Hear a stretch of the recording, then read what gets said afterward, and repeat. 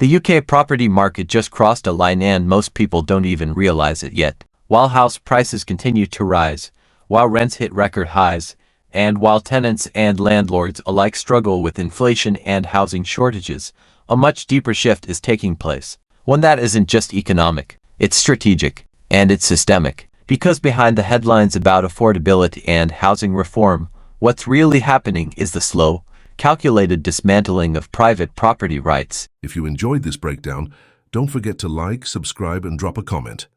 Your feedback helps shape what we cover next, and you being here keeps the conversation going. Thanks for watching. See you in the next one. What was once about buying a home is now about whether you'll ever own one again. In recent months, UK property legislation has taken a sharp turn. A new rental framework is being phased in. On the surface, it claims to protect tenants and raise standards. But buried in the details is something far more troubling: an expansive property registration database. One that will combine data from mortgages, inheritance records, property sales, council tax systems, and more. This isn't just about housing. It's about control. The government and the corporations advising it are building a comprehensive, AI-powered map of ownership, wealth, and behavior. The stated goal: efficiency, regulation, better standards. The real effect: mass surveillance, economic profiling, and the erosion of privacy and autonomy for anyone involved in the property market. This central database is being designed not just to log property details, but to monitor personal financial behaviors, social status, and compliance within every expanding web of regulations. And it's not being built in isolation, because this transformation isn't unique to the UK. What's happening here is part of a globally coordinated policy rollout. Canada, Australia, New Zealand, similar policies, nearly identical timelines.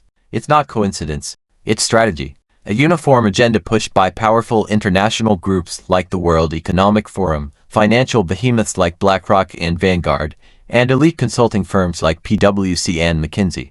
Their objective is simple: remove individuals from the property ladder and consolidate ownership into the hands of corporate landlords. Because when fewer people own homes, more people rent. And when more people rent from corporate landlords, the profit potential is enormous. That's why private landlords are being squeezed out. Recent studies suggest up to 30% of UK landlords plan to leave the market within 2 years. Not because of a housing crash, but because the reforms are making it almost impossible to operate without being buried under bureaucracy, regulation, and now surveillance. Small landlords, who make up a massive portion of the UK rental market, are being hit hardest. They're being pushed to sell at below market prices. And who's buying? Institutional investors. The same ones who helped design the policy frameworks now forcing out their competition. It's coordinated, it's rigged, and it's working. The consequences are already showing. As landlords exit, rent prices are surging. Some areas are seeing increases of up to 70%. And yet, the same legislation that claims to protect tenants is helping create a system where they'll have fewer rights, less recourse, and higher costs, all under the management of AI-driven corporate landlords. Because here's what's coming next: automated enforcement, predictive risk modeling, behavioral scoring. The proposed rental database will feed directly into an AI system capable of assigning social scores and generating automatic penalties based on how tenants and landlords behave. This isn't a theory. This is policy built on technology that's already in use elsewhere. China's social credit system has been cited in research papers and consultancy presentations as a model for optimized housing compliance. The same language is now appearing in UK housing white papers and policy drafts. The goal? Control. The method? Surveillance. The target? You. And if you think there'll be checks and balances, think again. The agency being established to enforce these policies, the Housing Standards and Compliance Agency, will be staffed by the same firms that helped design the system. No real independence. No oversight. Just a closed loop of corporate interests enforcing their own rules. This is what regulatory capture looks like in real time. And it's not about helping tenants. It's about creating a permanent class of renters. It's about transforming property from a personal asset into a corporately managed resource. One that's governed by algorithms, monitored by data, and operated by institutions with no connection to the communities they control. This isn't housing policy. This is economic re-engineering. Every phase of this rollout has been carefully timed. Enforcement is delayed. Systems are introduced gradually. The confusion isn't accidental, it's part of the strategy. If you enjoyed this breakdown, don't forget to like, subscribe, and drop a comment. Your feedback helps shape what we cover next, and you being here keeps the conversation going. Thanks for watching. See you in the next one.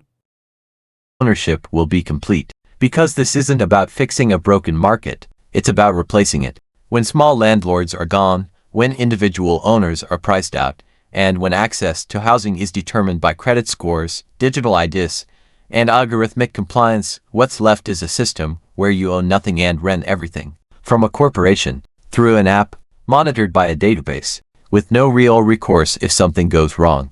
And if that sounds dystopian, it's because it is. This is a quiet war on ownership, and it's being fought through data, legislation, and the illusion of reform. The narrative says it's about fairness, about improving standards. But behind the scenes, it's about control. It's about shifting power from the individual to the institution, from the homeowner to the shareholder, from the citizen to the system. And it's all happening under a democratic banner. Because that's what makes it so effective. No tanks, no coups, just votes, policies, updates, and a population too exhausted by rising bills and rent hikes to see the trap being built around them. So what now? The window for resistance is narrow, but it's still open. Landlords, tenants, homeowners, anyone with a stake in personal freedom needs to wake up to what's happening. Legal challenges are already being mounted. Activists are sounding the alarm. But this only works if people pay attention, if they educate themselves, if they start talking, sharing, pushing back. Because this isn't just a housing issue. This is a freedom issue. The right to own, to buy, to sell, to live privately and securely in your own home. That's what's being eroded. And once it's gone, it won't be easily recovered. Especially in a system run by algorithms and reinforced by laws written to protect the very entities dismantling your rights. Let us know what you think in the comments. Is this the future of housing or the end of personal property? Share this with anyone who's still treating these reforms like normal policy. Like the video if you believe ownership should be a right, not a privilege. And subscribe. We're tracking every development as this story continues to unfold. The shift we're witnessing in the UK property market isn't just a housing crisis, it's a generational turning point. Ownership, once the foundation of personal freedom and financial security, is being phased out in real time. And the disturbing part is that it's happening quietly, procedurally, almost invisibly, under layers of regulation, digital transformation, and language that sounds like progress but delivers the opposite. We're told these changes are about fairness, sustainability, and modernization. But when you strip away the corporate jargon and policy gloss, what's really unfolding is a system designed to centralize ownership in fewer hands, eliminate independent landlords, and normalize rent dependency. And it's being rolled out not with force but with silence, bureaucracy, and compliance. Let's talk about what this means practically, right now. If you're a landlord, you're being squeezed. Between new licensing requirements, the proposed landlord database, retrofitting mandates, and tribunal enforcement, you're facing an environment so complex and punitive that the cost of staying in the game is becoming greater than the cost of leaving. This isn't a coincidence. The legislation is structured to wear you down paper by paper, fine by fine, until you sell. And when you do, large investment firms are standing by with cash offers, eager to scoop up your property at a discount and fold it into their ever-expanding portfolios. It's not just theory, it's already happening. Government data shows a steep rise in institutional property acquisition in key urban zones. Build-to-rent schemes are skyrocketing. And even in suburban areas, property funds and REITs, real estate investment trusts, are rapidly acquiring family homes. These aren't one-off purchases. This is asset consolidation on a national scale. But here's where it goes deeper. These corporations aren't just buying homes. They're digitizing and automating them. Tenancy agreements are app-based. Rent payments are managed through AI. Maintenance requests, tenancy scoring, and renewals are being handled by predictive systems that assess your risk profile. And what determines that profile? A combination of your credit history, social media data, energy usage, and soon, thanks to the National Rental Database, your full housing history. This is not science fiction. These systems already exist in prototype form. They're being trialed by tech-backed property firms across Europe. And in the UK, the legislative groundwork is being laid to make them standard. Once your data is in the system, you don't control it. You become part of a behavioral score, a tenant rating, a track record that follows you from one property to another. Get flagged by an algorithm even incorrectly and suddenly, you can't rent in your own city. You're priced out, locked out, or placed under automated review. And tenants aren't the only ones being profiled. Landlords, especially small, independent ones, are being ranked too, based on complaints, inspections, rent histories, and soon, compliance with digital monitoring tools. Miss a form, delay a repair, or object to policy, and you risk being non-compliant, triggering fines or even deregistration. All of this is being done under the banner of housing reform.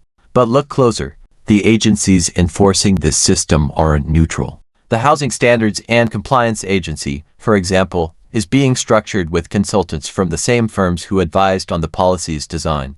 That's not oversight, that's self-regulation by corporate proxy. It's a closed feedback loop. The same companies who profit from centralized rental markets are advising the government, enforcing compliance, and buying up the property left behind. That's not reform. That's capture. And if you're wondering how this passed without widespread backlash, it's because it was rolled out gradually, in layers. Phase 1. Introduce tenant-friendly language. Talk about rogue landlords, unaffordable rents, and housing crises. Get public support. Phase 2. Launch digital tools for transparency. Push the idea that more data equals more fairness. Bury the real intent under piles of regulatory detail. Phase 3. Delay enforcement. Let the rules exist, but stagger their rollout. Confuse landlords. Create uncertainty. Increase attrition. Phase 4. Consolidate. Sweep up the assets of landlords who exit.